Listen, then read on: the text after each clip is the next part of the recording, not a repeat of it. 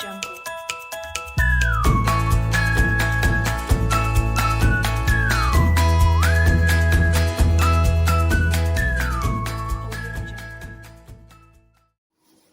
Ya, bismillahirrahmanirrahim. Assalamualaikum warahmatullahi wabarakatuh.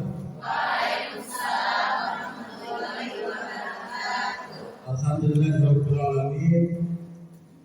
Wa bihi nasta'inu ala umuri dunya waddin. Wassalatu wassalamu ala sayyidina Muhammadin wa ala alihi wa sahbihi ajma'in. Amma ba'd. Rabbi shrah lana sadrana wa yassir lana umurana wa hlul 'uqdatam min lisani yafqahu qawlana. Sebelumnya, apa kabar ibu guru dan bapak ibu guru hebat? Alhamdulillah, luar biasa.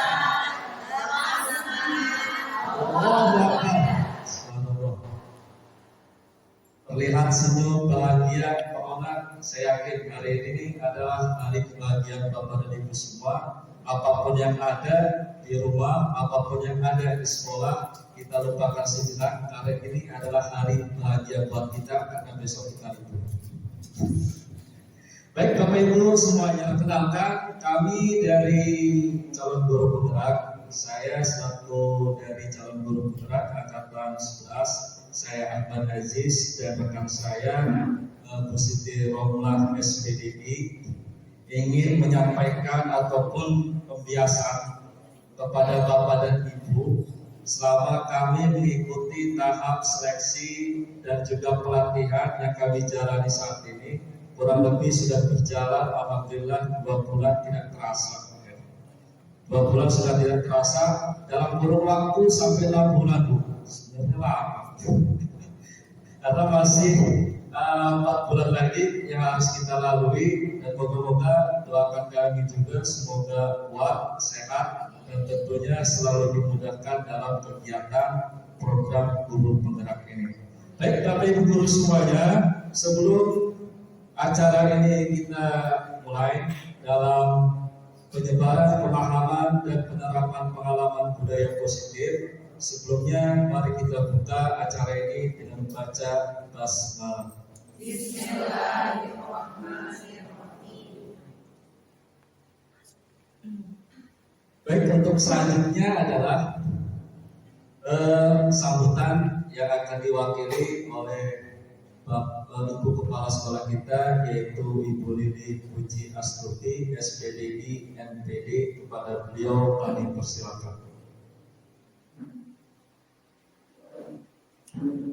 Baik, terima kasih kepada Pak Aziz dan Bu Romlah selaku calon guru penggerak yang hari ini sedang bertugas. Bismillahirrahmanirrahim. Assalamualaikum warahmatullahi wabarakatuh. Waalaikumsalam warahmatullahi wabarakatuh. Alhamdulillahirrahmanirrahim. Rabbil nasta'in ala umuri dunya waddin. Wassalatu wassalamu ala asrofil anbiya'i wal mursalin Sayyidina Muhammadin wa ala alihi wa sahbihi ajma'in. Rabbi shrah li sadri wa yassir li amri wa hlul 'uqdatam min lisani yafqahu qawli. Bapak Ibu calon guru penggerak, Bapak Ahmad Aziz SPHI dan Ibu Siti Romlah SPD, yang saya banggakan, Bapak Ibu guru hebat SDIT Bina Insani yang saya banggakan pula. Puji syukur, mari kita panjatkan kehadiran Allah Subhanahu wa taala. Alhamdulillah hari ini kita dipertemukan oleh Allah di tempat yang mudah-mudahan Allah muliakan, ya, dalam rangka kita mencari ilmu, ya, dari calon guru penggerak yang akan nanti menyampaikan sesuatu. Acara ini, ya, dari calon guru penggerak yang bertujuan dengan nama pengimbasan budaya positif. Adapun tujuannya dari acara pengimbasan budaya positif ini adalah supaya dapat menghasilkan calon guru penggerak yang berperan menggerakkan komunitas belajar bagi guru di sekolah dan di wilayahnya, serta menumbuhkan kepemimpinan murid untuk mewujudkan profil pelajar Pancasila. Jadi itu tujuan dari pengimbasan budaya positif, ya. Jadi tadi sudah disampaikan oleh Pak Aziz bahwa selama 2 bulan ini mereka sudah menimba ilmu, maka saat ini mereka ditugaskan untuk berbagi praktik baik. Kalau di kurikulum Merdeka itu ada namanya berbagi praktik baik. Nah, ini yang akan mereka bagikan kepada kita semua. Harapannya ke depan, insya Allah dari SD Bina Insani ini banyak yang akan meneruskan lagi ya calon-calon guru penggerak yang akan mengikuti jejak langkah Pak Aziz dan Bu Siti Romlah. Kita doakan supaya Pak Aziz, Bu Romlah diberikan kemudahan kelancaran dalam kegiatannya ya. Mudah-mudahan diberi kesehatan untuk bisa menyelesaikan tugasnya selama kurang lebih 6 bulan. Ya, mudah-mudahan lulus dengan nilai yang memuaskan dan bermanfaat kelak di SD kita yang tercinta ini. Ini saja yang bisa sampaikan, lebih dan kurangnya mohon maaf. Billahi taufiq wal hidayah. Wassalamualaikum warahmatullahi wabarakatuh.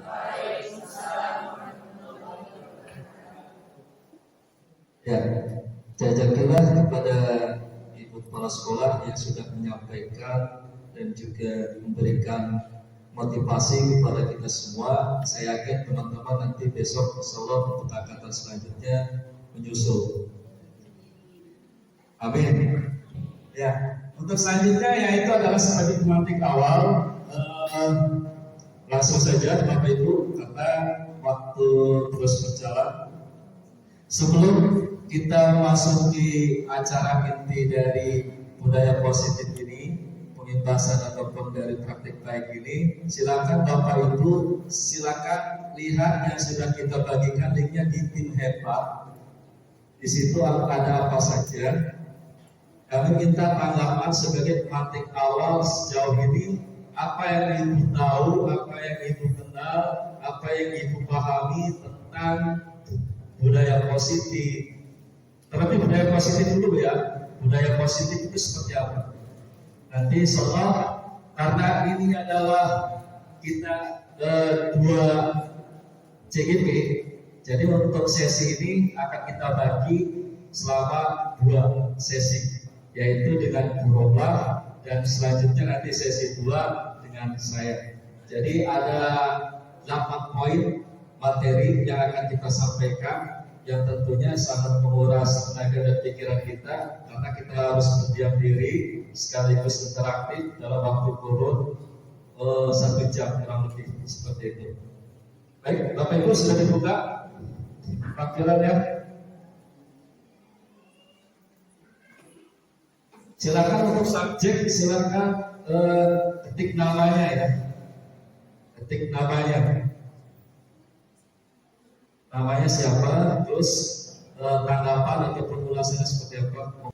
Ya, silakan berkolaborasi, memberikan tanggapannya sejauh ini tentang apa itu budaya positif yang sudah kita ketahui atau yang kita pahami selama ini.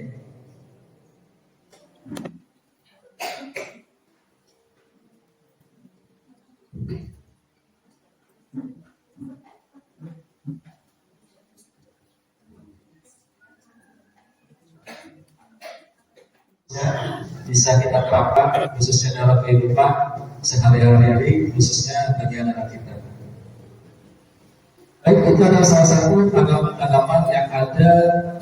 Terima kasih yang sudah menanggapi tentang budaya positif itu seperti apa. Ini beberapa tanggapan dari rekan-rekan. Saya yakin masih banyak tanggapan-tanggapan ataupun aura positif yang ingin dikeluarkan dari Bapak Ibu semua. Karena saya hanya sebatas membuat kolom-kolom ini, tidak berarti tidak menjawab, mungkin tidak tahu apa-apa. Saya yakin Bapak Ibu punya tanggapan yang lebih dari itu. Ya, untuk selanjutnya terkait dengan inti materi, kita langsung saja kami serahkan kepada Bu Romlah tentang budaya positif. Beliau akan menerangkan di dalam sesi kedua ini. Silakan boleh diisi aja, tidak apa-apa, nanti kita sambil berjalan.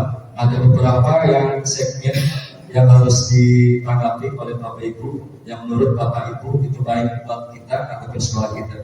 Silakan. Dan untuk selanjutnya kepada Ibu Romlah, kepada beliau kami persilakan. Terima kasih Pak Aziz untuk Assalamualaikum warahmatullahi wabarakatuh. Waalaikumsalam. Terima kasih guru-guru hebat semuanya. Di sini saya akan memaparkan tentang budaya positif. Apa sih budaya positif itu? Nah, yang berdasarkan yang Ibu tulis tadi, apa sih budaya positif itu? Coba Pak, silakan. Di sini ada Bu Dimas. Budaya positif itu budaya good habit yang biasa dilakukan siswa setiap hari. Ya, itu budaya positif. Lanjut ke Pak Rahman. Pak Rahman, budaya positif menurut Pak Rahman, pembiasaan positif yang diterapkan dengan cara disiplin. Betul? Bu Ina? Bu Ita, budaya positif itu budaya senyum dan salam yang ada di sekolah kita. Betul, itu juga budaya positif. Kemudian di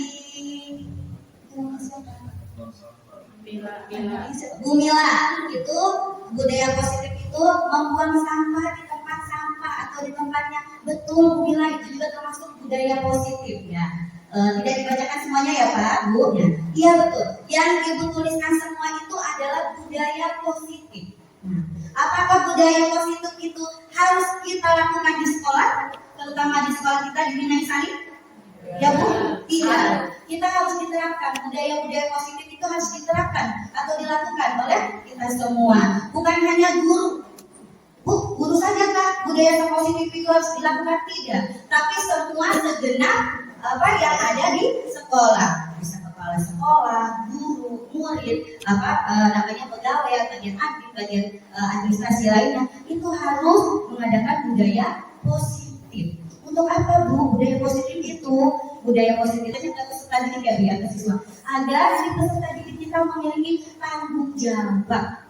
Mungkin adanya tanggung jawab gimana nanti mereka bisa masuk sekolah tepat waktu. Itu kan budaya positif ya Bu.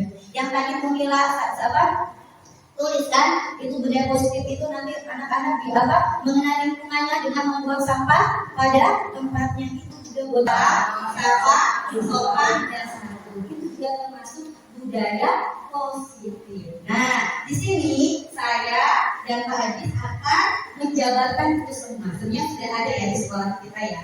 Dan next Pak. Di budaya positif nanti kita akan membahas tentang ada perubahan paradigma belajar. Apa sih paradigma belajar itu? Ada disiplin positif, ada nilai-nilai kebijakan, ada kebutuhan dasar manusia. Nanti itu akan dibahas oleh saya sendiri. Selanjutnya nanti ada motivasi perilaku manusia, posisi kontrol guru, keyakinan kelas, dan segitiga restitusi nanti akan disampaikan oleh Pak Haji. Nah, di sini kita bahas yang pertama adalah pembelajaran dengan paradigma baru. Masih ingat kan Bapak Ibu ada kata-kata pembelajaran yang berpusat pada guru dengan pembelajaran yang berpusat pada murid. Nah, ada kan seperti itu kata-kata seperti itu? Ya, coba siapa yang bisa memaparkan sedikit apa sih bedanya pembelajaran yang berpusatnya pada guru dengan pembelajaran yang berpusatnya pada peserta didik atau murid. Ayo, dari bapak-bapaknya dulu, silakan Pak Nurdin. Apa itu pembelajaran berpusat pada guru? Mana? Ayo.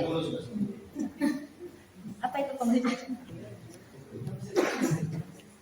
Yang lain ada yang mau berpendapat? Oh iya, Pak. Assalamualaikum warahmatullahi wabarakatuh. Waalaikumsalam warahmatullahi wabarakatuh. Ya, mungkin dari produknya ya. Ya. Jadi kalau kita guru yang menjadi center, maka kita menggunakan metodenya secara umum, metode ceramah. Sedangkan kalau berpusat pada siswa, kita menggunakan seperti diskusi atau kerja kelompok, mungkin seperti itu. Jadi intinya dari metode. Ya, Masya Allah, betul sekali Pak ya. Oh iya, silakan Pak Atta menambahkan. Untuk proses pembelajaran itu guru adalah menurut saya pribadi adalah suatu proses untuk memberikan pelayanan kepada siswa, memberikan metode kepada siswa bagaimana cara belajar dengan baik. Untuk pembelajaran siswa adalah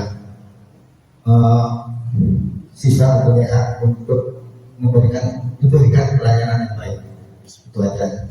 Ya, terima kasih, Masya Allah. Kasih hapus, dikasih apa? Dikasih apa ya pada gambarnya dan Pak Antanya?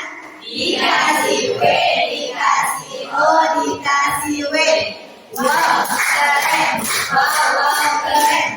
Wow, keren. Wow, keren. Masya Allah, benar-benar.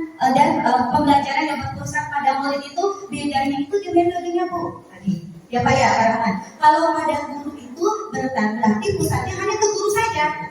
Guru hanya ceramah dari awal atau tidak. Ya, itu lebih capek ceritanya Bu ya. Dengan metode pembelajaran yang berpusatnya pada murid atau peserta didik kita. Nah, kalau berpusat pada peserta didik kita, berarti murid ada sumber belajar kita. Nah, bagaimana nanti kita peserta didik kita atau murid kita itu dengan metode apa nih yang baik? Biar anak-anak itu termotivasi belajarnya lebih. Dengan apa? Mungkin dengan bisa adanya ceramah, adanya diskusi, adanya kelompok, atau video-video interaktif. Itu bedanya. Betul juga kata Pak Hatta tadi, Bu, murid kita adalah apa tadi? Pelayanan. Betul. Murid kita adalah pelayanan. Kita harus melayani murid kita secara spesial Bu di sekolah. Jangan sampai kita ada anak yang tidur dengan ceramah kita, yang satunya tidur, yang satunya lari-larian, kita biarin aja. Yang penting kita penyampaian materi selesai sudah. Nah, bukan seperti itu ya Bu ya. Nah, di sini makanya sebelum ke paradigma pembelajaran dengan paradigma baru, tadi saya tanyakan bedanya pembelajaran yang berpusat pada guru dan pembelajaran yang berpusat pada peserta didik kita. Dengan pembelajaran yang berpusat pada murid, berarti kita melakukan prinsip pembelajaran yang berdiferensiasi.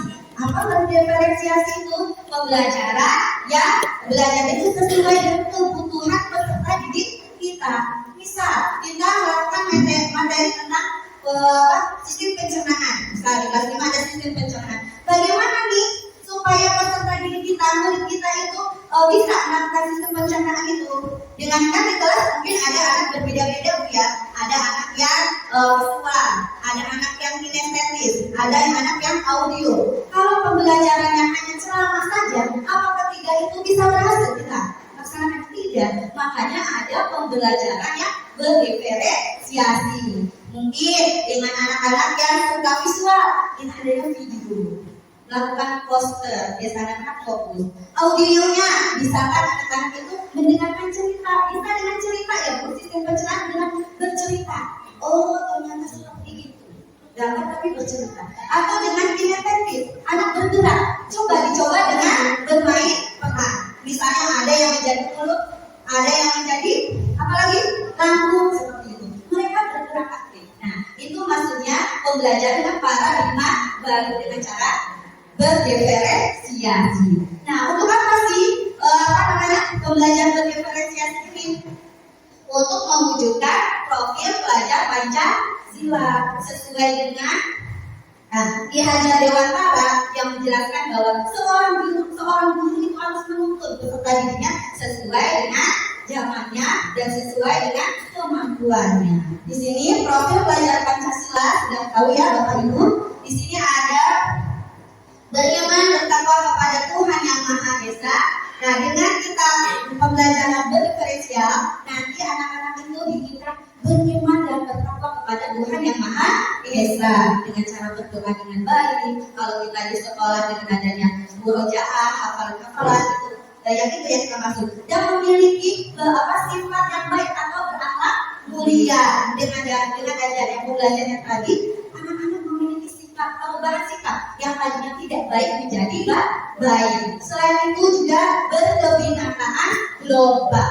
Dengan adanya tadi pembelajaran, anak-anak itu memiliki sifat kebinekaan. Tahu tentang budaya kita sendiri, tentang Indonesia. Tahu dengan tidak membedakan suku-suku yang lain. Mungkin temannya ada yang suku dari Jawa, ada Sumatera. Mungkin logat bicaranya berbeda. Mereka saling menghormati, tidak saling mengejek atau membuli. Kemudian ada dengan bergotong royong. Bergotong royong ini bukan hanya membersihkan halaman sekolah. Bergotong royong ini bukan hanya membersihkan kelas atau tiket kelas. Bergotong royong di sini anak-anak bisa berkolaborasi di kelas. Ketika pembelajaran yang berkelompok, anak-anak bisa bergotong royong, bisa berkolaborasi. Anak-anak bisa diskusinya itu termasuk tidak bergotong royong. dengan pembelajaran bisa bernalar tertib dan mandiri. Anak-anak tidak apa-apa, nggak bu gimana nih caranya, atau lihat aja ke temennya, itu tidak mandiri. Dengan ada pembelajaran ini memotivasi anak untuk mandiri. Lanjut. Ya. Selanjutnya ini ada miskonsepsi tentang teori kontrol. Maksudnya apa ibu? Ilusi guru mengontrol murid. Nah, guru itu mengibaratkan kita itu bisa mengontrol sifat muridnya. Itu salah.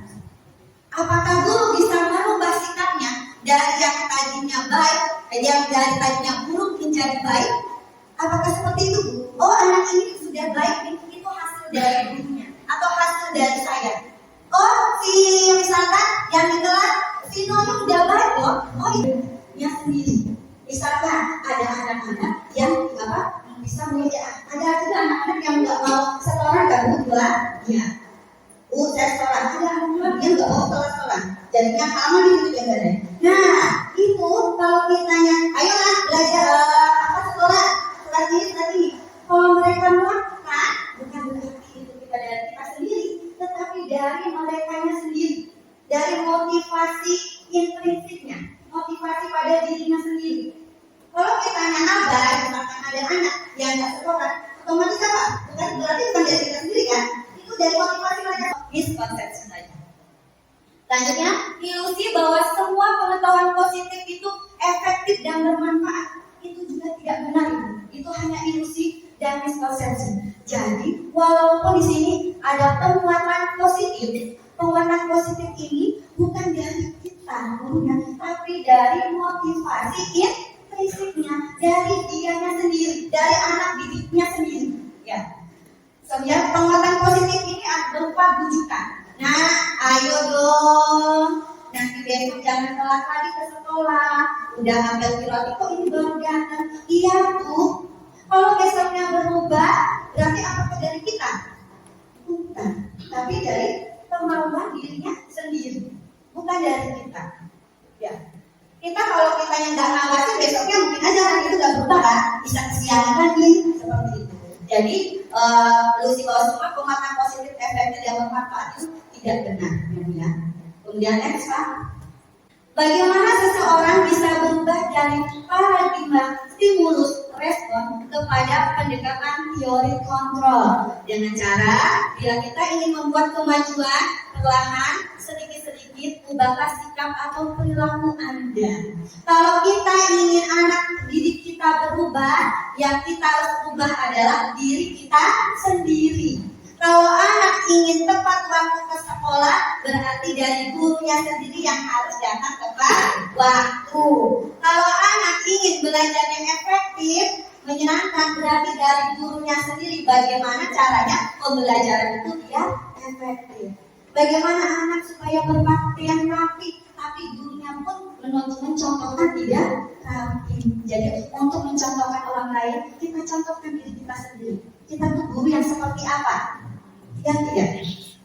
Kita menginginkan anak masuk sekolah tepat waktu, tapi gurunya sendiri tidak tepat waktu. Dia anaknya juga, ibu rumah nyuruh anaknya datang tepat waktu, ibunya yang siang, apel pilates baru datang. Enggak, kan kita tahu sendiri ya Bu ya. Kalau kita nggak berubah dari diri kita sendiri, itu ya Bu paradigmanya. Lanjut. Untuk selanjutnya materi selanjutnya itu mengubah paradigma stimulus. Bagaimana kalau kita stimulusnya ditingkatkan lebih dahulu. Siapa yang mau tepuk? Kuli ya biasanya yang hebat tepuknya. Ya mau tepuk apa ya? Tepuk semangat. Semangat.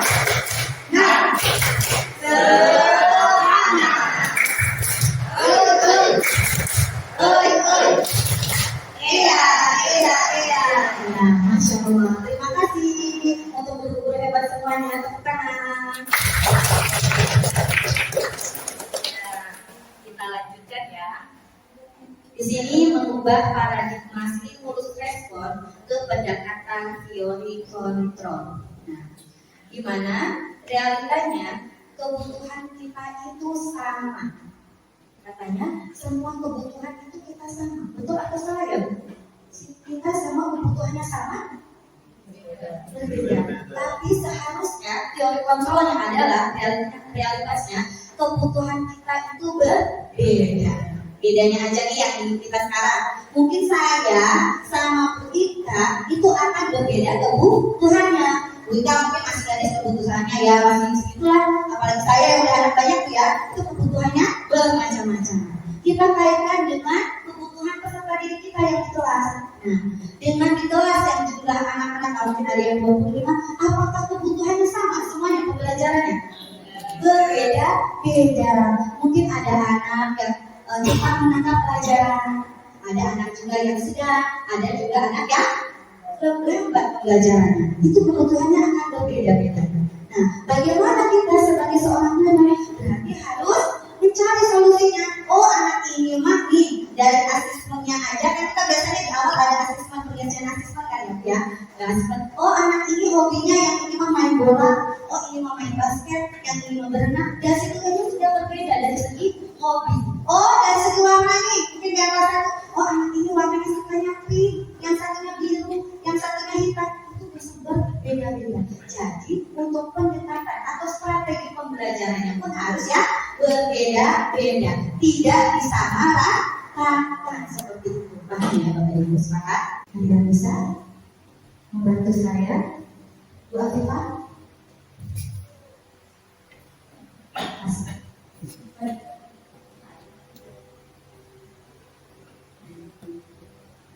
Terima kasih. Semua orang melihat hal yang sama. Teori kontrolnya setiap orang memiliki gambaran berbeda. Kalau dikaitkan dengan pembelajaran, kita ibaratnya mau memperkenalkan sebuah benda tanpa disuguhkan benda konkretnya. Ibarat misalkan ayam, mungkin kalau kita kan ayam udah umum ya, apa ya kira-kira yang pernah kita dengar orang buta mengenal gajah dan yang lain sebagainya ya, nah seperti itu. Jadi dalam konteks pembelajaran di sini sepertinya bahwa kita harus memperlihatkan real yang konkret. Jangan hanya dibicarakan bahwa ciri-ciri benda A ini, ciri-cirinya 1, 2, tapi anak itu tidak melihat. Gitu. Kalau bisa, apalagi itu ada bendanya dan yang lain sebagainya. Kalau sekarang kan mudah ya, gambar bisa kita bisa atau lebih lagi banyak video-video tentang apa yang akan kita maksud seperti itu. Bagaimana itu penyukiman, bagaimana itu mendidik, bagaimana itu apa itu coba ya. Nah, misalkan kayak begitu dipraktekkan, jangan anak itu kayak seperti apa sih, namanya mencair kayak seperti apa sih, membentuk. Nah, jangan hanya di teori saja seperti itu, karena kalau kita tidak lihat gambarnya, di wujud nyatanya, di situ akan pemahamannya lain. Terima kasih. Terima kasih Bu Ani. Betul ya. Betul sekali ya Bu. Semua orang melihat hal yang sama, belum tentu setiap orang itu memiliki, seharusnya setiap orang itu memiliki gambaran yang berbeda-beda. Ya tadi kita tahu yang gajah ini seperti ini ya. Ya kalau lihat gambar saja sebenarnya tidak itu ya. Tidak seharusnya kita langsung ke binatang khusus. Oh ini gajah. Apalagi anak-anak yang berkebutuhan khusus, misalkan makanya ada melihat masa kita tidak loh dengan orang yang tidak melihat, kan akan berbeda dengan orang yang melihat seperti itu. Terima kasih Bu Ani. Yang ketiga, kita mencoba mengubah orang agar berpandangan sama dengan kita. Itu secara stimulus respon. Seharusnya teori kontrolnya kita berusaha memahami pandangan orang lain tentang dunia. Di sini kita mengubah orang agar berpandangan sama dengan kita. Itu kayaknya egois banget ya. Berarti anak ini tuh harus sama saya nanti. Apa pandangannya? Misalkan dengan materi, nah ini begini ya, harus didikte ceramah seperti itu. Itu belum tentu dengan pemahaman anak yang sama dengan kita. Anak itu pemahamannya akan berbeda-beda seperti itu. Ya, kan ya? Anak itu kan pemahamannya berbeda-beda. Mungkin misalkan kita menganggap anak ini baik loh nak, anak ini tidak baik loh nak. Belum tentu kalau dia teman akrabnya mungkin memandang bahwa dia akan baik kan? Kita tidak tahu sifat-sifat baik dari anak ini bagaimana, karena kita tidak berteman akrab dengan dia. Ya baik. Ya jadi kita jangan menganggap anak ini tidak baik. Nah, anak itu tidak baik, kamu begini. Nah, pandangan kita dengan pandangan anak yang akrab atau dekat sama dia itu akan berbeda pandangan. Kemudian perilaku buruk dilihat sebagai suatu kesalahan.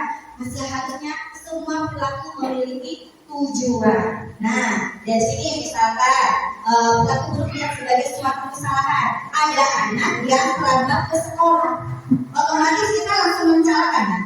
Enak sini. Kenapa kamu bisa kesiangan? Kita tidak menjudge anak itu sebagai buruk, anak itu buruk, tapi kita harus berkonsultasi sama dia, berkomunikasi yang baik. Kenapa bisa kesiangan? Ada sebabnya. Jangan langsung menghubungi dia. Misalkan, ayo nanti setelah FBB lagi keliling lapangan 2 kali atau mencari sampah 10. Sebenarnya tidak baik. Harusnya kita tahu dulu sebab kenapa dia terlambat ke sekolah. Itu.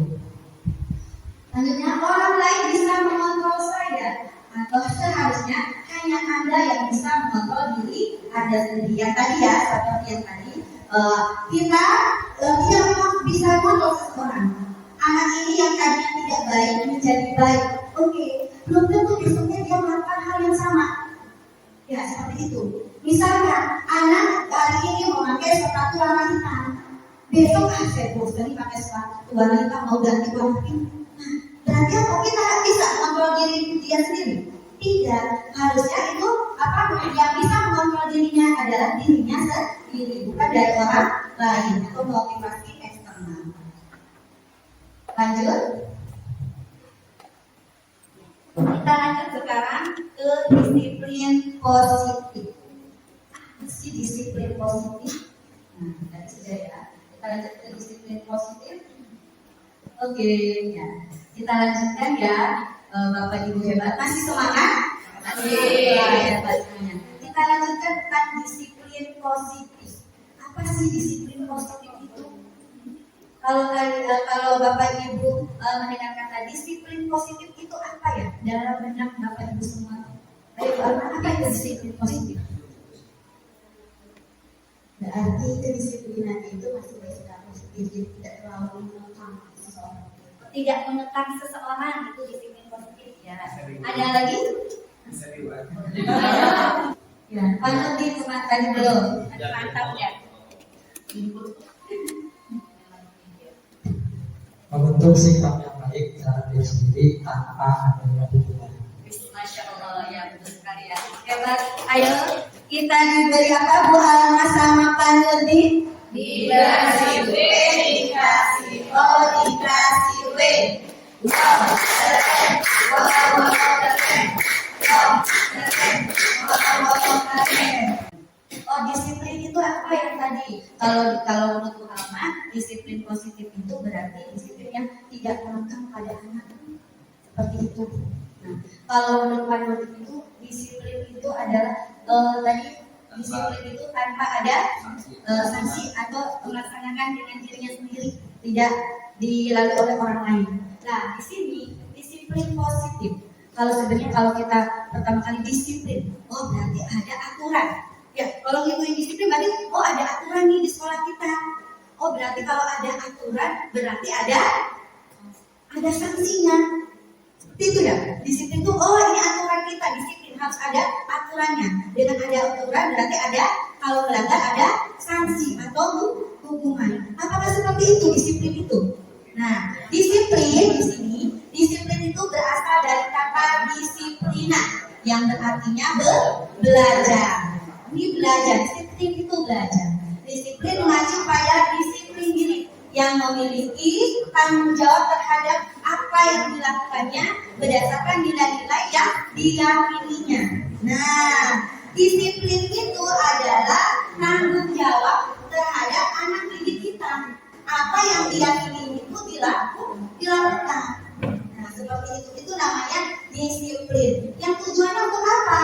Tujuannya itu untuk menciptakan peserta didik yang memiliki disiplin diri sehingga mereka berperilaku mengacu pada nilai-nilai kebajikan yang universal yang memiliki motivasi intrinsik yang dalam perubahan perilaku ke arah yang lebih baik. Betul kata Pak Nurdin tadi. Jadi kedisiplinan itu pada anak-anak itu membekas suatu tanggung jawab yang harus mereka lakukan. Tanggung jawab untuk sekolah tepat waktu itu pada dirinya sendiri tanpa ada dorongan dari yang lain. Tidak ada dorongan dari motivasi eksternal, tapi pada dirinya sendiri. Oh, saya ke sekolah misalkan masuk 7.15, sebelum masuk 7.15 saya ke sekolah. Itu berarti ada pada dirinya sendiri. Itu yang namanya disiplin positif. Lanjut. Nah, tadi ada disiplin positif itu ada nilai-nilai kebajikan apa yang harus dilakukan oleh siswa tadi, peserta didiknya tadi.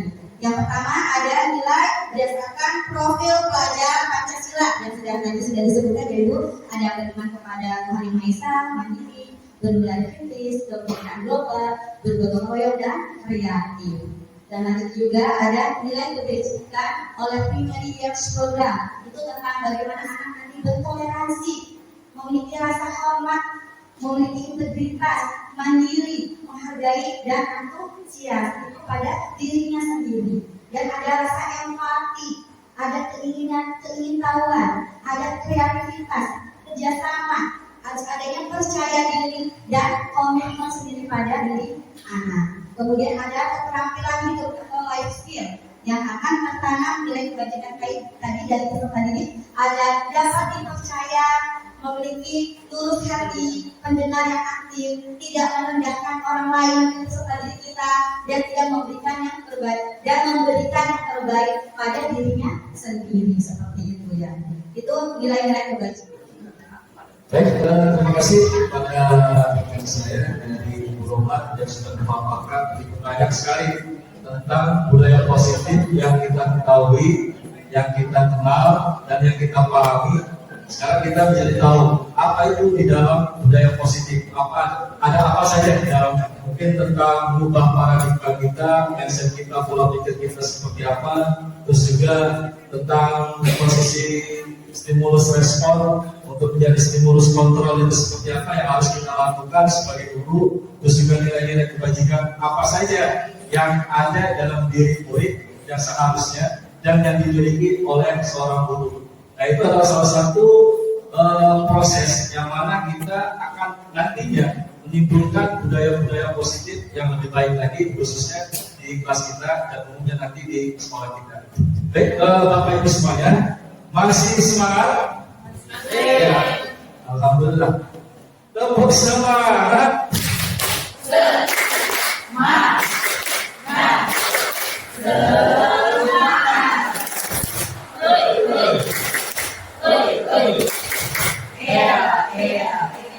Ya, sungguh luar biasa. Alhamdulillah, Bapak Ibu hebat semuanya. Kita masih semangat dan kita masih di sini membersamai kami berdua, saya Ahmad Aziz dan juga Bu Roma.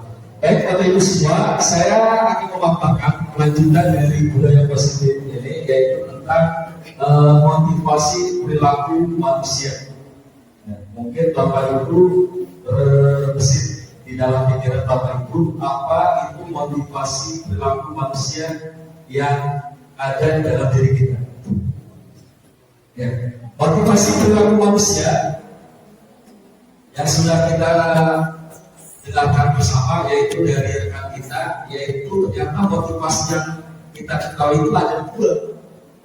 Apa itu? Yaitu motivasi ekstrinsik dan motivasi intrinsik. Maksudnya, ya, motivasi intrinsik itu maksudnya adalah motivasi yang timbul dari luar, dari kesadaran diri siswa tadi, yang tidak menginginkan berubah menjadi sebuah kebebasan. Artinya proses-proses ataupun motivasi yang timbul dari luar, ya seperti itu, bebas, liar mungkin seperti itu. Tapi kalau motivasi intrinsik adalah yaitu motivasi yang memang benar-benar timbul dari diri siswa, ataupun benar-benar dengan kesadaran dirinya bahwa motivasi itu muncul bukan karena paksaan, bukan karena dorongan, bukan karena hubungan, bukan karena reward dan sebagainya.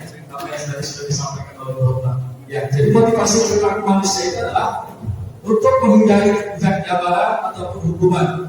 Dan yang kedua adalah untuk mendapatkan imbalan ataupun penghargaan dari orang lain.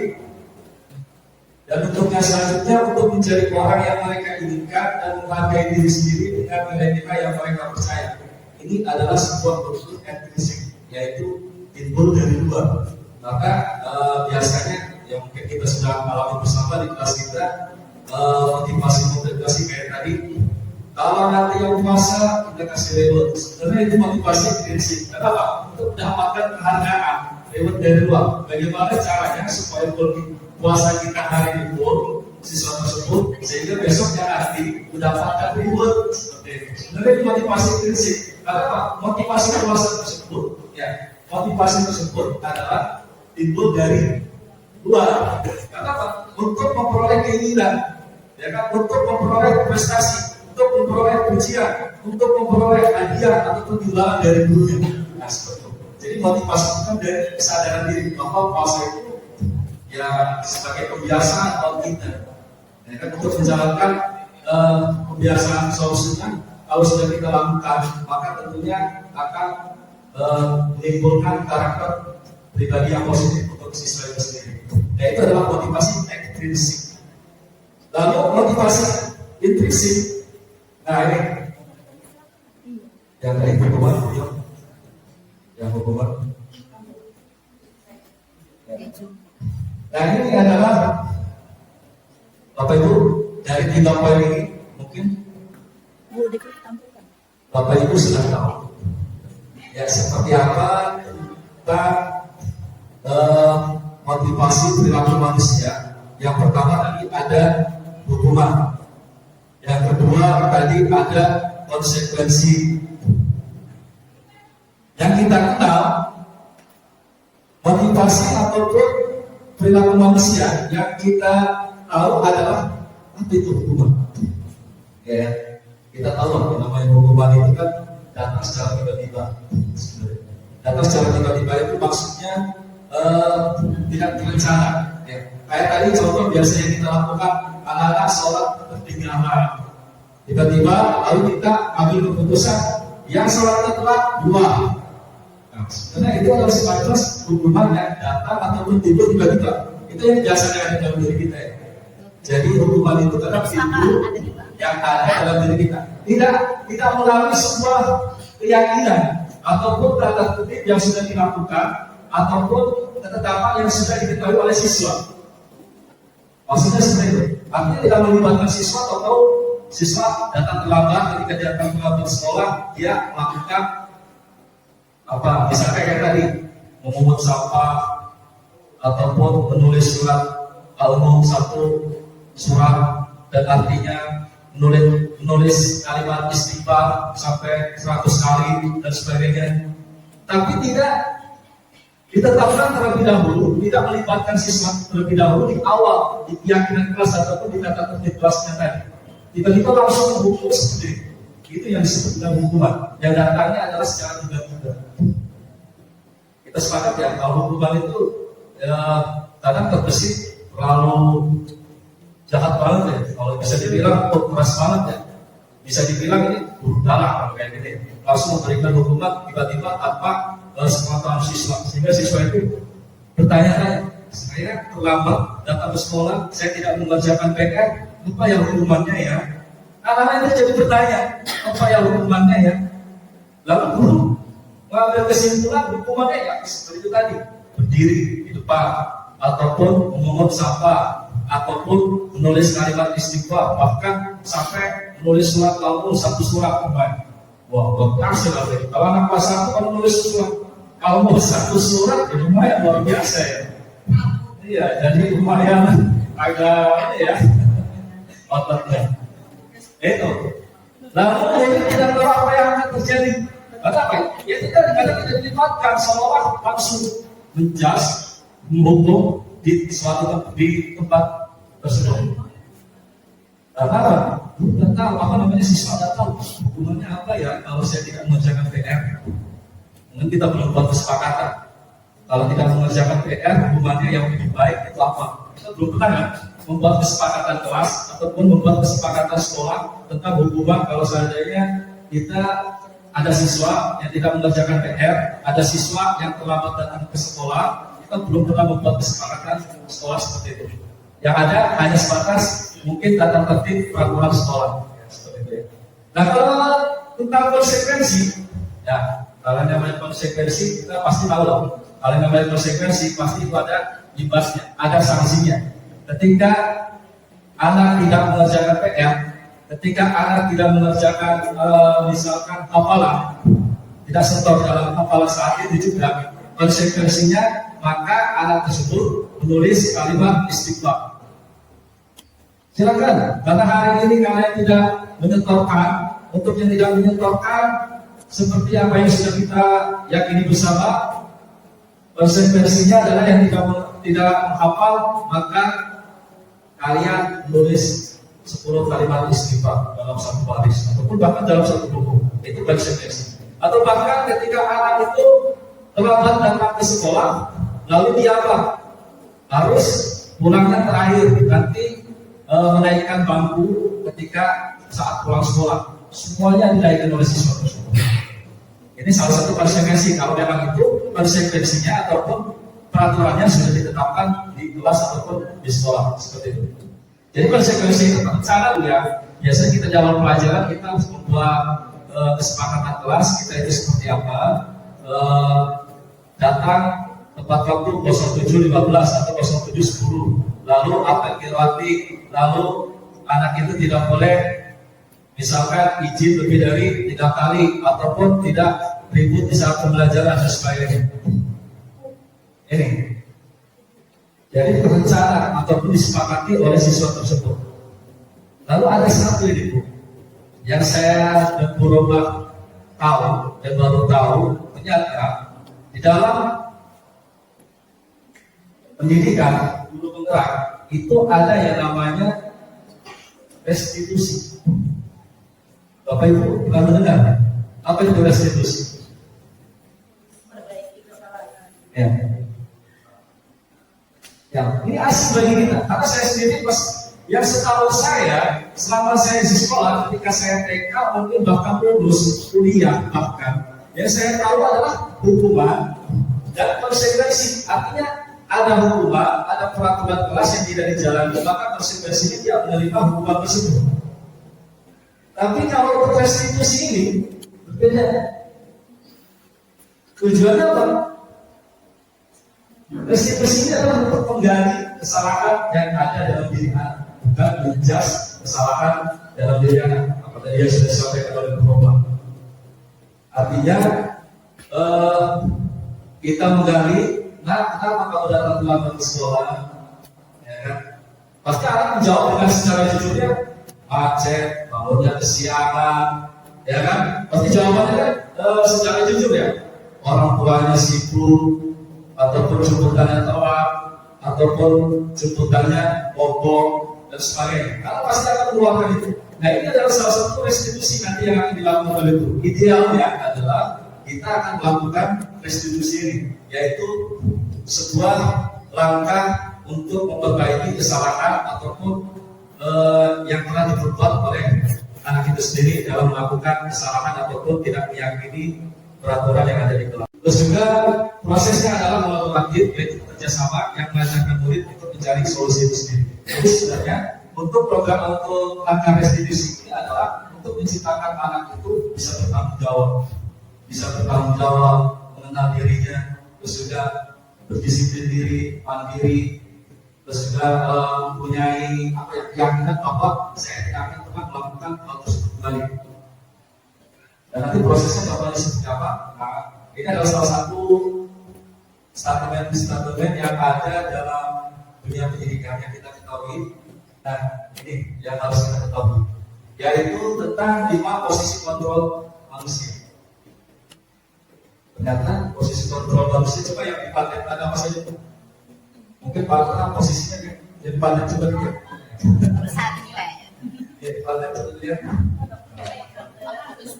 Ya, posisi kontrol manusia sebagai penghukum, sebagai membuat orang bersama-sama, sebagai pemalas, sebagai pemantau, sebagai manajer, wah kita 18 tenaga presiden. Terus ada Bu Sofi sebagai guru, sebagai teman, sahabat, sebagai ibu, ataupun juga sebagai panutan. Satu lagi tanggapannya yaitu para guru harus menjadi bintang di kelas sekolah, jadi artis. Apakah tanggapan dari teman-teman kita ini 12? Posisi kontrol guru kita itu sejauh di mana? Yang 5 posisi kontrol. Nah, ini 5 posisi kontrol guru. Ada guru sebagai pembuku. Terus ada juga guru sebagai pembuat rasa bersalah.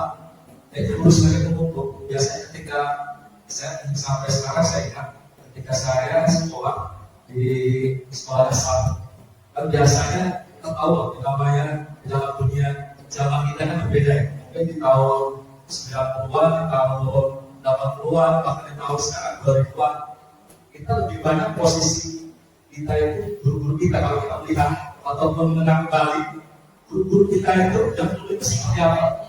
Dan kita di tahun 2000-an ternyata kita kenal, sekarang kita kenal di posisi kontrol manusia ataupun dari guru kita itu sebagai apakah lebih pada dalam hukum selalu menghukum muridnya yang ketika dia melakukan kesalahan ditarik secara paksa untuk maju ke depan karena dia tidak berani untuk maju, tidak mengerjakan PR. Harus dari penghukum bisa dibilang berkalah ya. Betul nggak? Kita itu bukan menjadi guru yang didampingi oleh murid, tapi bagaimana kita adalah menjadi guru yang didampingi oleh murid. Pak Muhammad tadi tanggapannya, guru itu kalau bisa seperti artis, selalu didoakan di dalam kelas, menjadi bintang di dalam kelas. Ketika guru itu sudah hadir, selalu ditanya. Ya mungkin ketika mata kalau misalnya ketika belajar doa, ya kan, anak sudah tumbuh, pas giliran pas belajar, mata baca. Gak main, dia main, gak belajar mengumpul, itu langsung pasti sudah belajar. Ya enggak? Pernah anak-anak kita lebih ke sini enggak? Kalau saya dulu enggak, pasti belajar di mana? Dulu di sini iya, kalau belajarnya secara kelas kita sebagai idola, sebagai idola perasaan kita semua. Kenapa? Karena kalau saya lihat setiap jam istirahat anak-anak itu di kelas sekolah, anak-anak kelas kelas itu pahami ada selalu diberikan buku di sana sebagainya. Jadi karena ada satu yang juga, saya tahu sendiri karena anak-anak masih asing. Kalau Bapak ini, apa ini? Bapak Anda tiap sekolah pasti membawa ciki satu, jawab Anda ya. Luar biasa guys. Kalau di rumah satu bulan sekali, apa itu cikinya bisa dibawa? Ternyata bisa menjadi bintang di kelas ataupun di dalam pembelajaran. Lalu ada guru sebagai pembuat merasa bersalah, ada guru sebagai teman, ada guru sebagai pemantau, dan ada guru sebagai manajer. Next, kita akan bermain interaktif nanti. Contoh yang ada di dalam penerapan 5 posisi kontrol guru. Kasus siswa tidak mengerjakan PR. Karena posisi kontrol kita sebagai pendukung, apa yang tadi di awal saya sampaikan. Kalau kalian tidak mengerjakan PR, silakan keluar, keluar, dan keliling lapangan upacara sampai 10 kali putaran.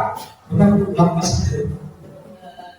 Atau kalau tidak mengerjakan PR, silakan tulis surat al-nur atau tulis jus surat al-fatihah.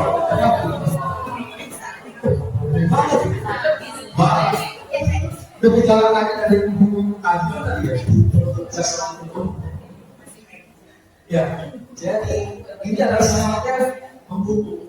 Dan bisa dibilang tadi terlalu ambisi, terlalu parukan dengan apa yang dia punya solusinya. Langsung menjelaskan tersebut dan menghukum anak tersebut bisa ambil juga. Tanpa ada kesepakatan, tanpa ada keyakinan, tanpa ada keyakinan, langsung diambil. Nah, kalau kemudian saking emosinya karena apa itu aja ya, jadi masih. Karena saking situ dan saking mampu ya, akhirnya ya kita buat buku sendiri aja. Karena selama kita percaya PR, maka silakan lari beli lapangan 5 kali. Nah, itu sudah posisi kita harus aku dijemur Bapak. Wah, berbeda kan? Terus bagaimana sebagai posisi kontrol membuat merasa bersalah? Ini kita sekali dulu. Berapa kali ibu bapak memberitahu kamu selalu saja mengecewakan bapak ibu. Bapak ibu memberikan Karena salah satu dari itu, kita pernah seperti itu. Berikan bahwa diri kita itu dalam diri kita merasa bersalah bahwa ketika anak kita melakukan sebuah kesalahan lalu berhubung siap perempuan merendahkan dirinya dan sekaligus memberikan stimulus respon yang positif kepada anak. Kenapa sih Bapak Ibu memberitahu kamu selalu saya mengecewakan Bapak Ibu? Benar, kemarin masih benar, benar. Aku mau beritahu merasa bersalah.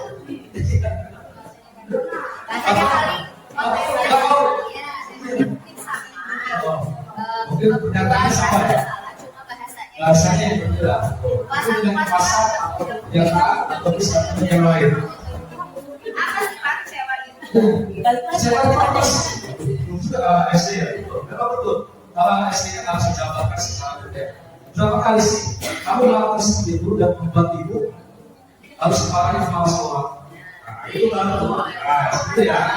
Kecewa. Kecewa. Anak merasa kecewa. Kamu main, kamu menyesal, kamu kan nangis, kamu kan sebagai bermain-main. Betul. Kita kembali kepada posisi kontrol sebagai guru. Harus ingat kita itu belajarnya di unit mana. Kalau memang tingkatannya di unit SD, harus kita sesuaikan dengan bahasa SD. Betul nggak? Kita sepakat ya.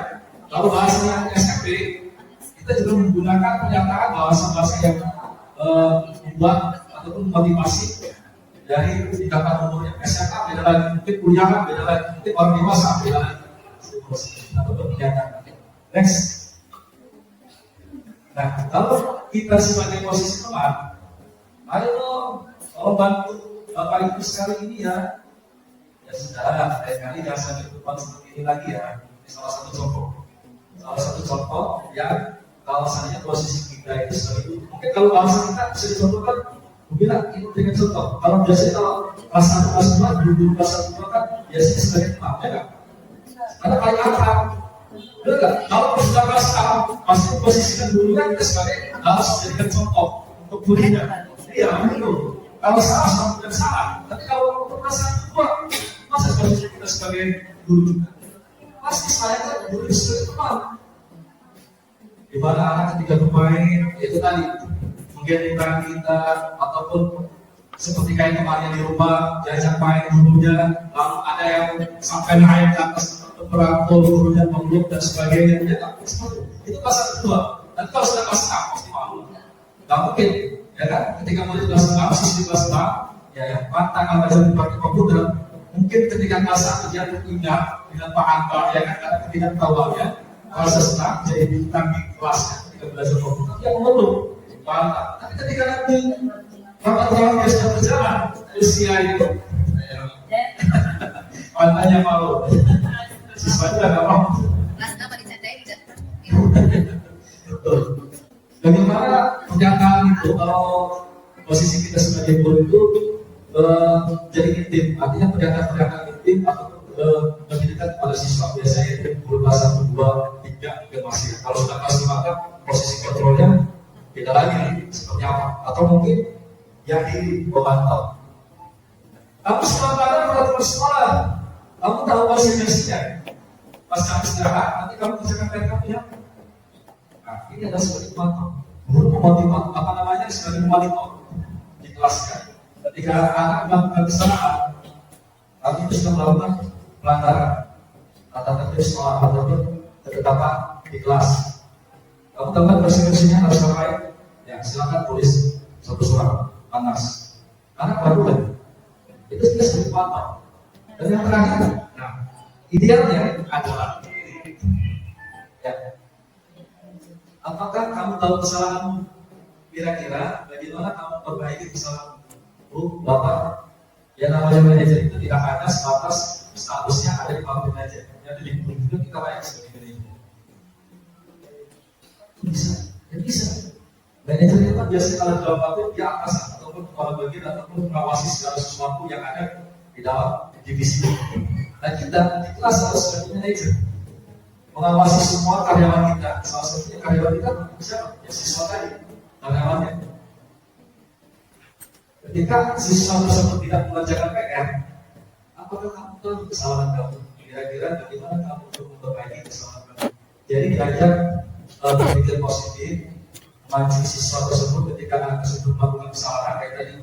Kamu kapan ada lama, kamu tidak kerjakan PR, mungkin dia tidur malam, mungkin dia lupa, mungkin dia apalagi memang harus mengerjakan PR dan sebagainya, ataupun bekerja di dalam. Kita cari tahu di situ, kita sebagai manajer. Kenapa kamu tidak mengerjakan PR? Kita tanya, kita pancing, kita cari kesalahan tersebut siswa. Jangan harus menjelaskan tadi untuk kamu sekarang tidak mengerjakan PR. Kamu tahu maksudnya silakan uang. Karena ada sesuatu. Pernah ya? Pernah tidak? Pernah melakukan seperti itu? Pernah? Oh bapak nih. Mungkin lebih tegas, pengen kamu itu ada siswa. Kalau kamu nggak mau buku silakan keluar, kamu boleh belajar. Biasanya ya. Kita nggak perlu apa? Kita nggak mau tahu siswa itu kan nggak mau buku. Saya ketika dia dari atas kelasnya di atas, ketika ke bawah dia lupa mau buku. Bukunya ada di kelas. Misalkan guru tersebut tidak mau tahu, karena kalau tidak mau buku silakan keluar. Tidak boleh ikut pelajaran komputer, tidak boleh ikut pelajaran bapak, atau tidak boleh ikut pelajaran ibu. Silakan keluar. Tapi kalau kita sebagai posisinya adalah sebagai manajer, kita harus tahu siswa itu kenapa kamu tidak mau buku, kenapa kamu jadi ketinggalan. Boleh tidak? Seandainya tidak keberatan, boleh tidak kamu ambil kembali buku kamu yang ada di kelas kamu. Nah itu bu, ya saya anak itu jawabnya harus. Tapi ketika anak itu sudah dimarahin tadi, harus saya main salah. Main di tempat yang dia inginkan. Nah itu kan tidak belajar, betul nggak? Biasanya kan anak-anak kita itu seperti itu. Kalau aktifnya sih mereka bebas bangun apa saja. Apalagi tadi karena sudah diusir di kelasnya, karena tidak mengikuti pelajaran dibebaskan. Gurunya nggak tahu siswanya ngapain, seperti itu. Jadi kita harus tahu posisi kita. Yang lebih idealnya adalah kita sebagai manajer. Lanjut, Bu Rombak.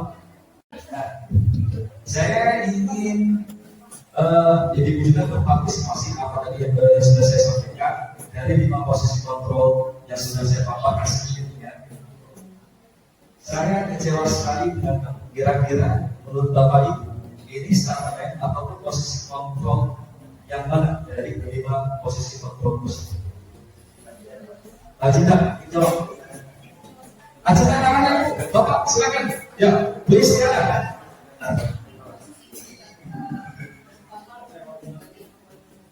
Membuat merasa bersalah. Oh ya, membuat merasa bersalah.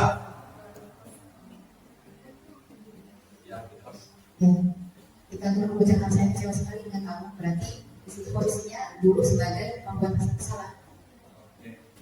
Terima kasih Bu Istiana hanya memberikan tanggapan baik untuk Bapak Ibu apa yang tadi sudah saya paparkan dari 5 posisi kontrol. Balik. Oh. Mana? Kayaknya kan cuma hasil pakai. Apakah benar jawabannya Bapak Ibu? Kita lihat. Ya, pakainya aja dong. Saya kecewa sekali dengan kamu. Ya, betul. Berikan atas. Dikasih apa? Dikasih W, dikasih O, dikasih W.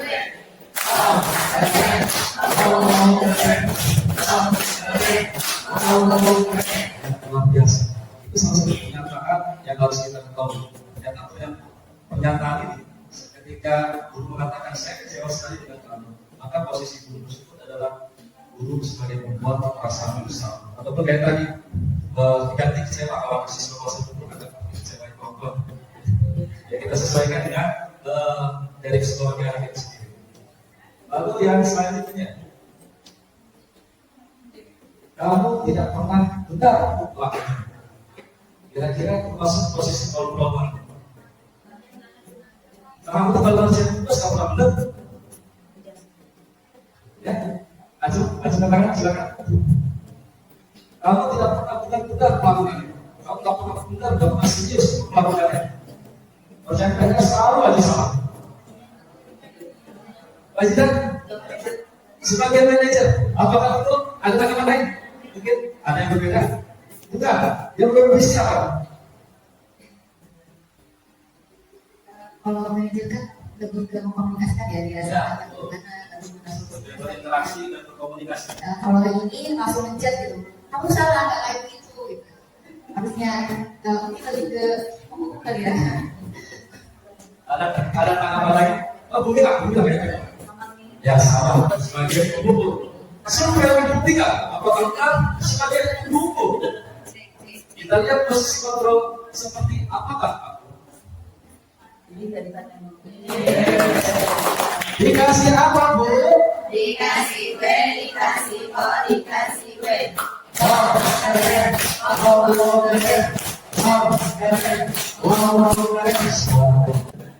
Masih jelas bahasanya sama, tapi tujuannya harus dijelaskan satu.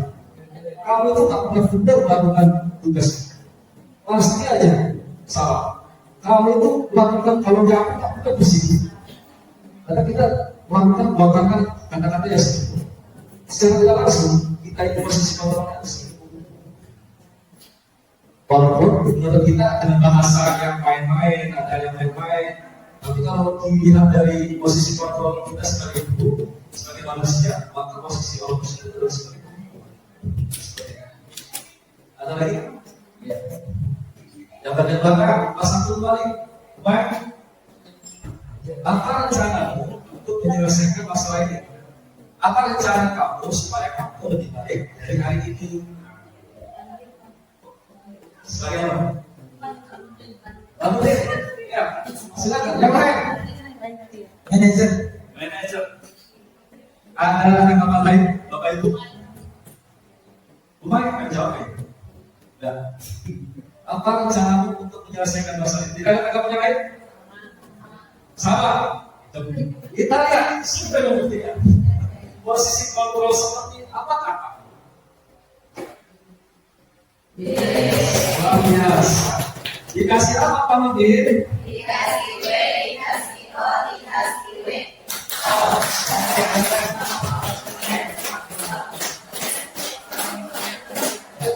Jadi tergantung dari sebenarnya dari teknis kayak bahasa apa cara kamu supaya kamu tidak lagi bangun sekolah dan ada yang berendah ada tinggi kayak seolah orang orang ada yang hukum ya takut kan kayak jadi kalau posisi seorang manajer dia harus ada dalam artinya posisi sekaligus memberikan coba jalan keluar posisi kontrol seperti apa satu lagi oke serius mengangkat yang jauh Bangga, siapa? Sakit. Ayo lakukan jalan, di beberapa ibu nanti ibu dimarahin, mau sekolah. Kenapa sih kamu tidak mau melakukan itu? Bapak ibu dituduh sama mau sekolah loh. Ayo silakan masuk, nanti bapak ibu dituduh sama mau sekolah. Nah itu bahasanya seperti ini. Menurut bapak ibu proses kontrol apa kan? Pernyataan tersebut. Coba, ya, apakah betul? Yes. Kita harus semuanya. Luar biasa. Jadi tidak ada itu silakan masuk jangan keluar. Jadi mengajak mereka dengan bahasa yang tetapnya supaya anak itu termotivasi di akan ini. Jadi setelah lepas pulang, kita lagi kan kita sebagai umat pada posisi masing-masing seperti apa? Saya contohkan di masjid kalau mengajak siswa kelas 6 itu seperti apa? Yang sudah dewasa, yang sudah balik dan sebagainya. Boleh mas? Sama seperti itu ya. Ayo silakan. Waktunya sudah masuk. Ya seperti itu ya sama ya. Kalau ngajak baiknya, kalau sholat nggak ada tiket. Oh iya. Oh ada tiket. Nanti bapak ibu selamanya kita tiket hari ini. Ada yang harus. Iya. Itu belum bukan kesadaran itu kesadaran. Semoga kita bisa lebih baik dari sebuah kumpulan, dari sebuah ajakan, dari sebuah kesadaran diri, usaha di masjid sendiri ya kan, mengajak sesuai kurang minat tapi semoga bapak ibu yang berlaku kita kesadaran diri dan lakukan semua hal yang positif. Satu lagi, posisi kontrol seperti apakah? Kamu tidak pernah mendapatkan nilai jika kamu tidak mengerjakan tugas. Pernah? Dalam bahasa kita lontarkan kita sampaikan kepada anak-anak kita. Kamu tak bisa mengerjakan tugas atau bagaimana itu? Terus seperti itu, tentang masalah nilai. Anak merasa takut, anak merasa juga jelek, anak merasa biasa-biasa aja, pasti agak terus. Ada yang masuk bodoh, ada yang itu.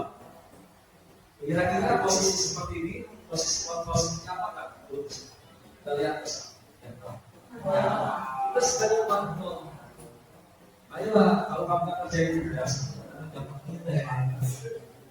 kita mantau itu ya sekedar mengingatkan terlebih dahulu supaya anak benar-benar mau mengerjakan tugas. Kan anak tidak mau mengerjakan tugas. Nah, gitu. Ada motivasi yang lebih baik lagi untuk. Terus juga prosesnya adalah kolaboratif, yaitu kerjasama yang mengajarkan murid untuk mencari solusi itu sendiri. Jadi sebenarnya untuk program untuk langkah restitusi ini adalah untuk menciptakan anak itu bisa bertanggung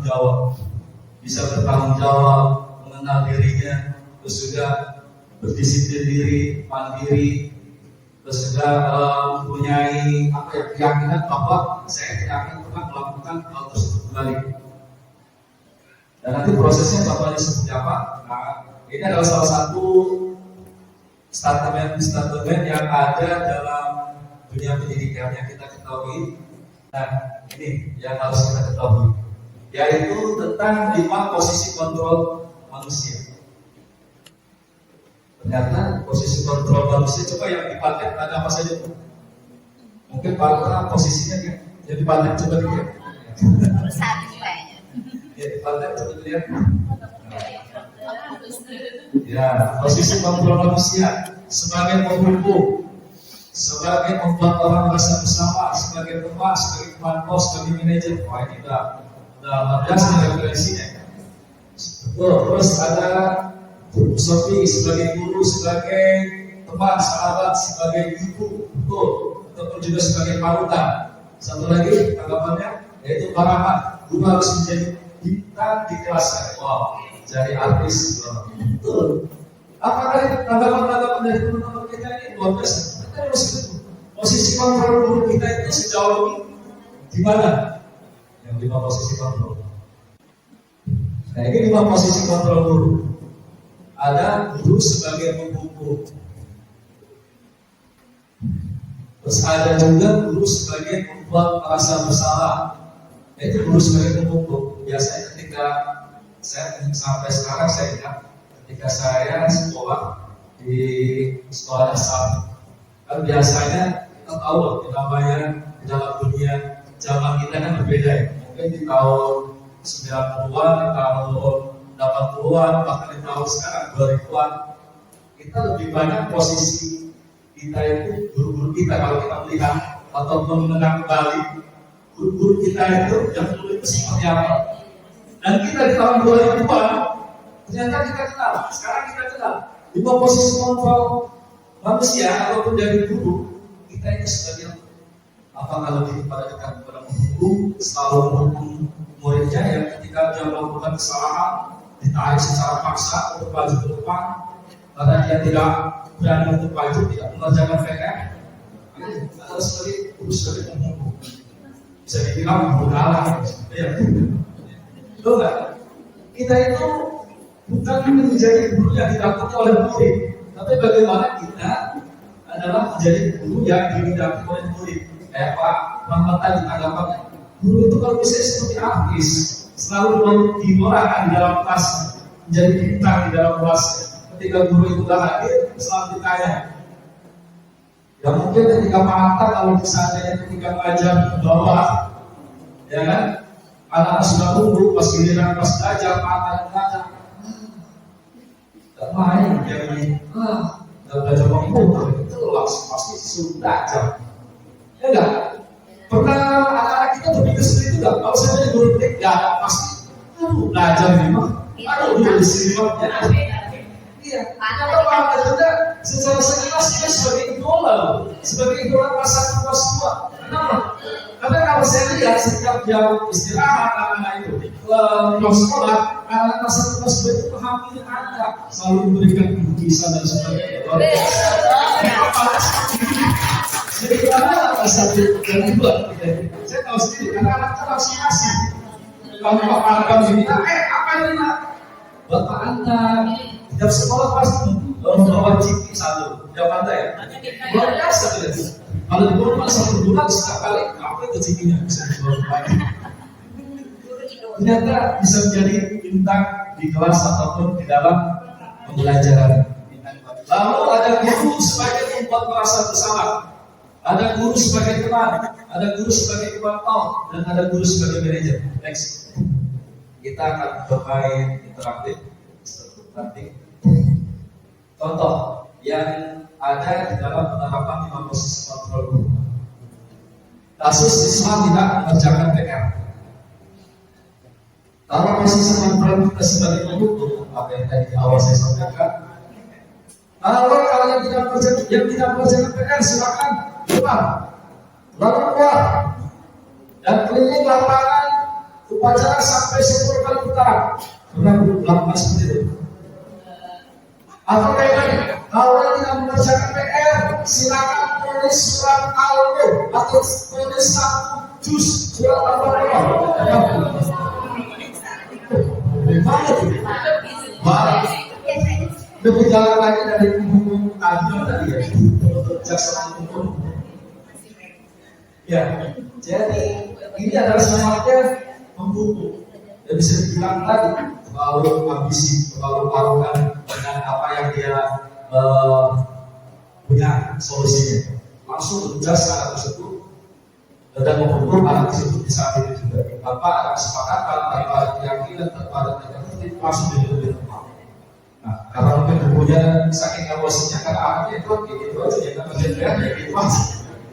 Karena saking situ dan saking pantau ya, akhirnya ya kita buat buku sendiri aja. Kalau karena setiap kali kita kerjain PR, maka silakan lari keliling lapangan 5 kali. Nah, itu sudah posisi kita adalah seperti buku. Atau dijemur bapak. Wah, berbeda kan? Terus bagaimana sebagai posisi kontrol membuat merasa bersalah? Ini kita sebagai guru ya.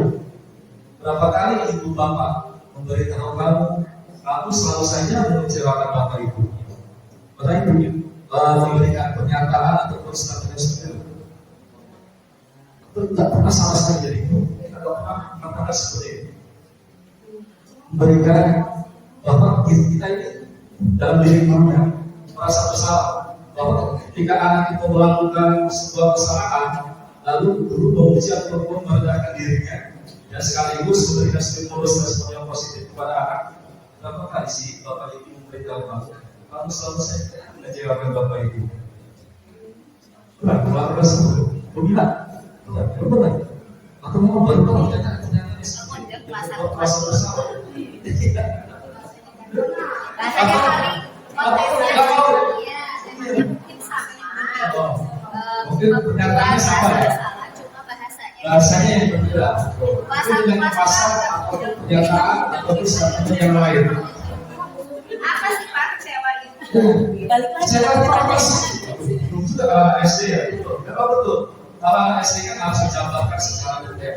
Berapa kali sih kamu melakukan seperti itu dan membuat ibu harus dimarahi kepala sekolah? Nah, itu baru. Nah, seperti ya. Dengan kecewa. Apa yang kecewa? Anak rasa kecewa tahu main, tahu mendesak, tahu enggak nangis, tahu enggak itu dan sebagainya. Bermain-main betul.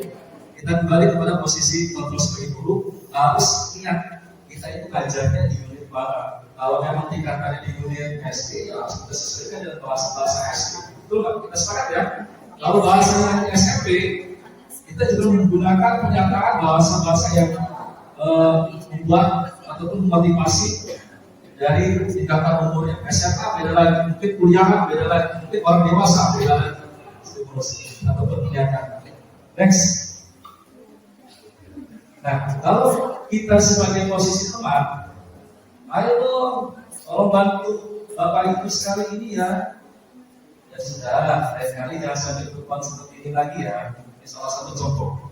Salah satu contoh yang kalau seandainya posisi kita itu sebagai guru, mungkin kalau bahasa kita bisa dicontohkan, bilang ini dengan contoh. Kalau biasanya kalau kelas 1, kelas 2, guru kelas 1, 2 kan biasanya sebagai teman, ya kan? Karena paling akrab. Benar nggak? Kalau sudah kelas 6, pasti memposisikan gurunya kita sebagai harus dijadikan contoh untuk gurunya.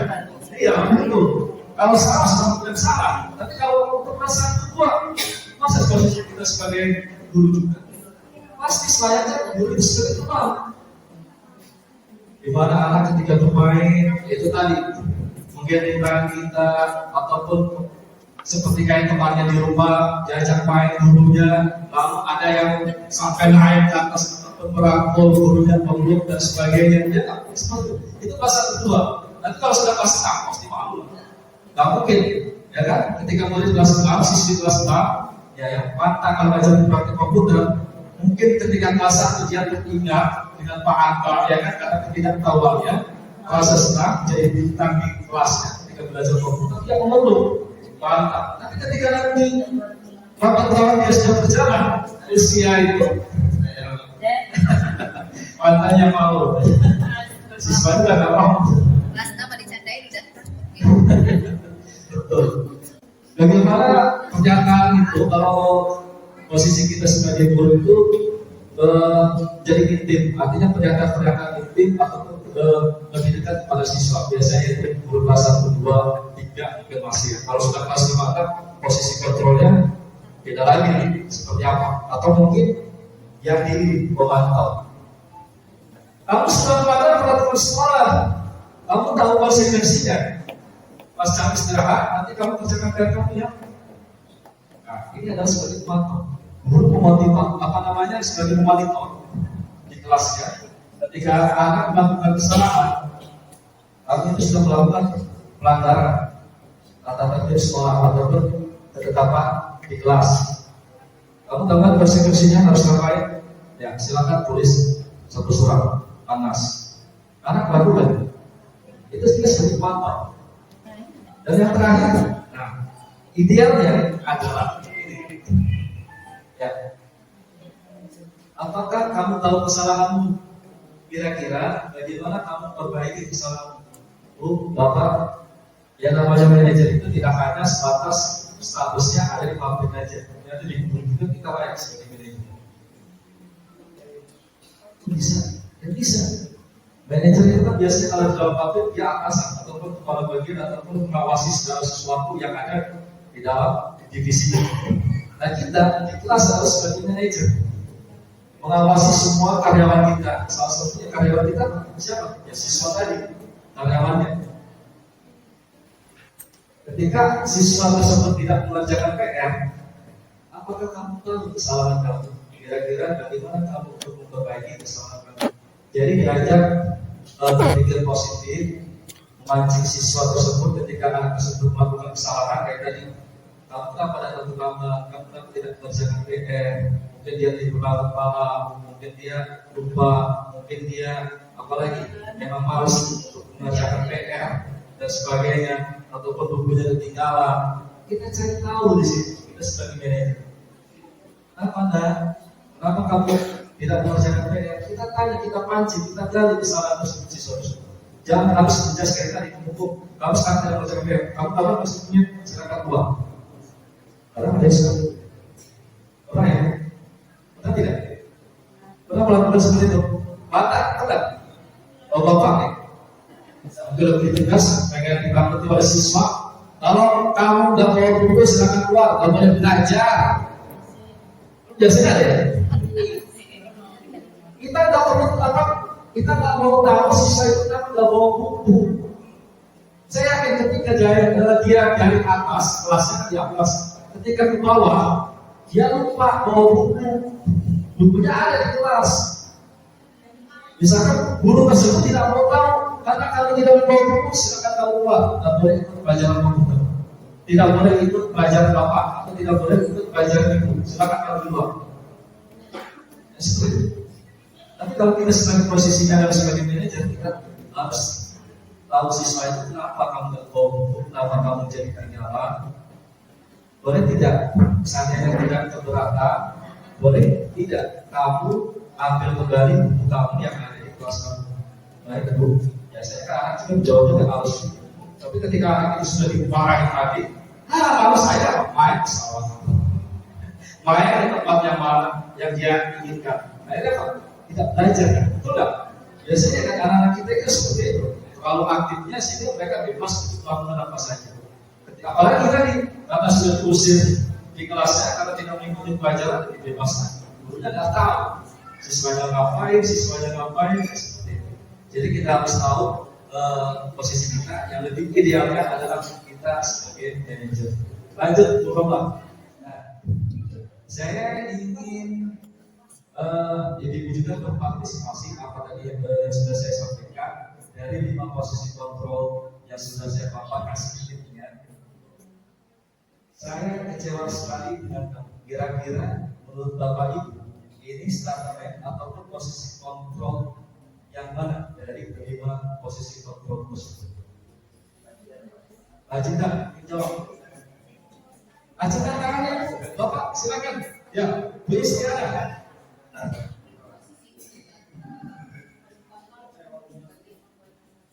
Membuat merasa bersalah. Oh iya, membuat merasa bersalah.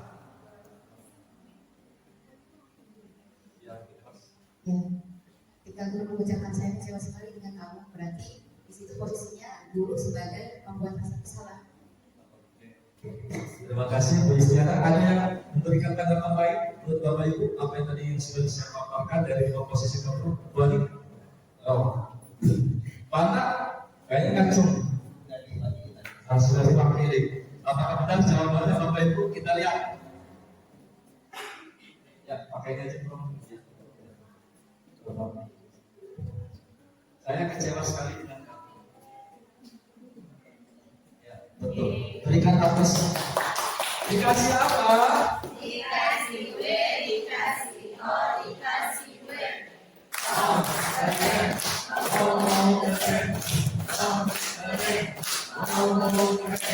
Luar biasa. Itu salah satu pernyataan yang harus kita ketahui. Ternyata pernyataan ini ketika guru mengatakan saya kecewa sekali dengan kamu, maka posisi guru tersebut adalah guru sebagai pembuat perasaan bersalah. Ataupun kayak tadi diganti kecewa kalau siswa kelas 1 guru kata kecewa itu apa? Ya kita sesuaikan dengan dari psikologi anak itu sendiri. Lalu yang selanjutnya, kamu tidak pernah benar untuk melakukan. Kira-kira termasuk posisi kontrol mana? Kamu tuh kalau kerja tugas gak pernah benar. Ya, ajuh tangan silakan. Kamu tidak pernah benar-benar melakukan itu. Kamu tak pernah benar, gak pernah serius untuk melakukannya. Kerjaan PNS selalu aja salah. Bajikan, sebagai manajer, apakah itu ada tanggapan lain? Mungkin ada yang berbeda? Bukan. Yang berbeda bisnis apa? Kalau manajer kan lebih ke mengkomunikasikan ya dia saat bagaimana Berinteraksi dan berkomunikasi. Nah, kalau ini langsung menjat gitu, kamu salah nggak kayak gitu. Harusnya mungkin lebih ke kali ya. Ada tanggapan lain? Oh, Bu Mila kayaknya. Ya sama sebagai pemukul. Survei membuktikan apakah benar sebagai pemukul. Kita lihat posisi kontrol seperti apakah aku. Jadi nggak ditanya dulu. Dikasih apa Bu? Dikasih W, dikasih O, dikasih W.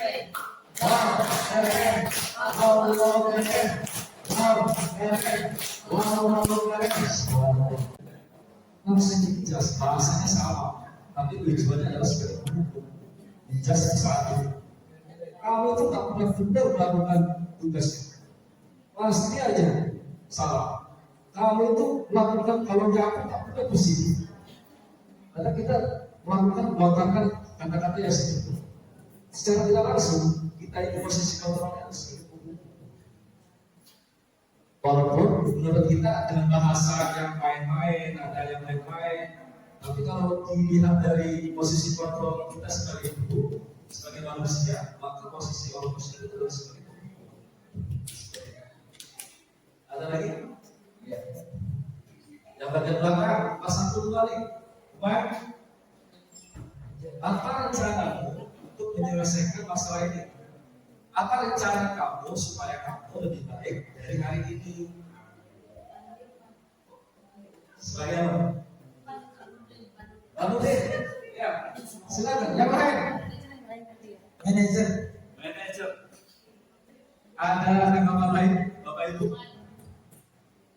Lumayan kan jawabnya?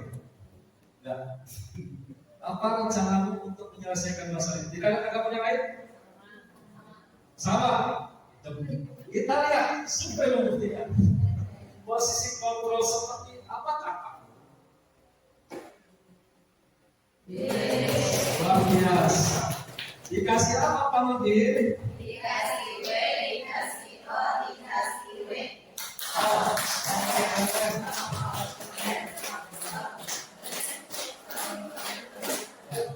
jadi tergantung dari sebenarnya dari teknis gaya bahasanya adanya. Apa cara kamu supaya kamu tidak lagi bangun sekolah dengan nada-nada yang rendah, nada-nada tinggi, yang kayak suara orang apa namanya orang yang kayak hukum, ya takut kan kayak gitu. Jadi kalau posisi seorang manajer adalah dia harus ada dalam artinya memuji sekaligus memberikan coba jalan-jalan keluar. Posisi kontrol seperti apakah? Satu lagi. Ada lagi. Suka kayak serius mengamati menjauh. Bangga, siapa? Masakit. Ayo bangun jalan, demi Bapak Ibu nanti Ibu dimarahin orang sekolah. Kenapa sih kamu tidak mau melakukan itu? Nanti Bapak Ibu ditegur sama kepala sekolah loh. Ayo silakan masuk, nanti Bapak Ibu ditegur sama kepala sekolah. Nah itu bahasanya seperti mana? Menurut Bapak Ibu posisi kontrol apakah pernyataan tersebut? Teman, ya, apakah betul? Yes. Kenapa sebut semuanya? Luar biasa. Jadi dengan nada itu anak silakan masuk, jangan keluar. Jadi mengajak mereka dengan bahasa yang sedikit dekatnya supaya anak itu termotivasi mengikuti arahan kita. Biasanya kalau nggak pas kurang, beda lagi kan? Kita sebagai teman kalau posisi kelas 6 seperti apa? Saya contohkan Dimas, kalau ngajak siswa kelas 6 itu seperti apa? Yang sudah dewasa, yang sudah balik dan sebagainya.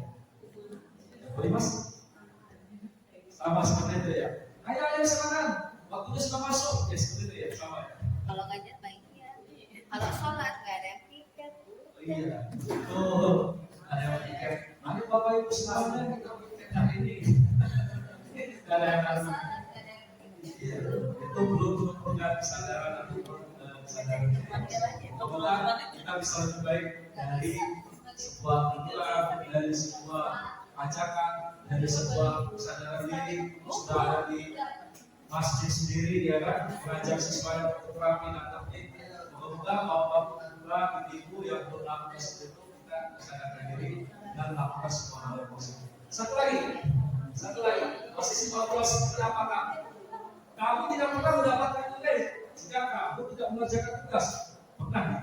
Dalam bahasa kita lontarkan, kita sampaikan kepada anak-anak kita, kamu kenapa sih mengerjakan tugas? Atau bakal dapat nilai? Terus seperti itu tentang masalah nilai. Anak merasa takut, anak merasa cuek, anak merasa biasa-biasa aja, pasti nggak bagus. Ada yang merasa bodoh, ada yang seperti itu lah. Kira-kira posisi seperti ini, posisi kontrol seperti apakah? Kita lihat bersama. Kita sebagai kontrol. Ayolah, kalau kamu tak kerjain tugas, kamu dapat nilai. Kita memantau itu ya sekedar mengingatkan terlebih dahulu supaya anak benar-benar mau mengerjakan tugas. Ketika anak tidak mau mengerjakan tugas, ya. Ada motivasi yang lebih baik lagi dikembangkan. Terima kasih Bapak Ibu semua, begitu hebat atas waktunya yang sudah diberikan, kerelaannya, atas partisipasi Bapak Ibu semua. Saya yakin ini adalah sebagai pembelajaran awal buat kita semua yang tentunya kita bisa menjadi lebih baik untuk menjadi guru-guru yang hebat. Takbir buat kita semuanya. Jadi dari kami cukup sekian dan sekali lagi kami ucapkan terima kasih. Kita tutup dengan baca alhamdulillah. Istighfar 3 kali, astagfirullahaladzim, astagfirullahaladzim, astagfirullahaladzim, dan doa penutup majelis. Subhanallahumma wa bihamdik, asyhadu an la ilaha illa anta, astaghfirullah wa atubu ilaik. Ya, kurang lebihnya mohon maaf. Assalamualaikum warahmatullahi wabarakatuh.